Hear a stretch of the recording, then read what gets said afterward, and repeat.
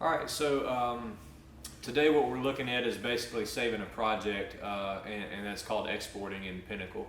We're working in Pinnacle 18.5, and we're going to export a project into an MOV file. I'm pre-choosing that. There's a lot of different formats you can go through, and we'll go through those in a different video on a different day. But this is just how to save your project basically to a type of file.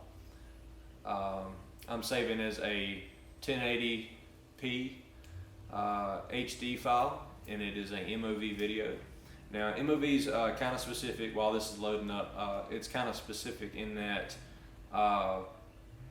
it has different codecs within itself. So you might have issues, playing the MOV file in different players like QuickTime or whatever. QuickTime should play most of them though, and you should be able to upload these files to YouTube with no problem or anything like that. So like I said, this is a HD 1080 file.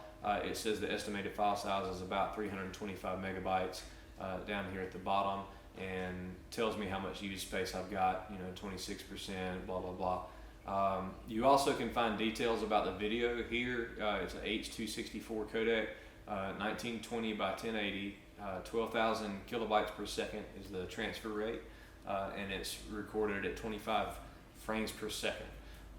Is what we're transferring the file as, which is the same that we recorded as. It was exported, from the camera as an MOV file, and we are working with it as an MOV file all the way to the end of the project. Most of your video editing software will like it when you do that. If you can match up what file it is coming off of the camera to what you're going to export it as the final product, that's usually better. You can keep compression rates the same and avoid glitchiness, across the board. If you absolutely have to, a lot of people export in MP4, and so that's another type of file format that's really popular. So sometimes a lot of cameras out there export in MOV format, and so you have to convert it over to MP4 in order to use it as an MP4 project file once you're using it in your video editing software. And that's for Pinnacle and Corel Video Studio. Both of them kind of have that issue. So I've chosen the file format, and down here at the bottom it says Start Export. And it asks me where I want to save it. I do want to save it on the desktop just so I can move it where I want to later. This particular file is called Red Clay Dirt by Silky Jones and Dump Truck. These guys,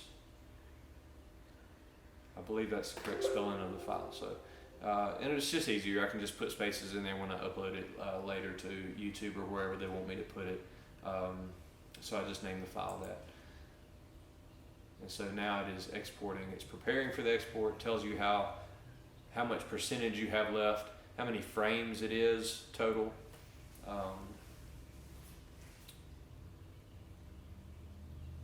And then it just starts burning. So we're going to cut, of course. You're not going to just sit here and watch it go through this entire export or anything like that. But that's basically how to export a file. And once we get to the end of this process, we'll show you, how to go ahead and confirm that and the options it gives you once you have, saved a file. You can also see an example of that in the first video that we did on how to open a basic project. We actually do go through how to close out a project on that, and this was just a little bit more specific on what kind of file you can save it as. And like I said, we'll go through the different file formats for you guys out there using 4K or whatever types of videos you're trying to make. There's everything from 3GP all the way up to 4K formats that you can export as. So we'll take a look at all of those as we go along. Thanks again for watching the video.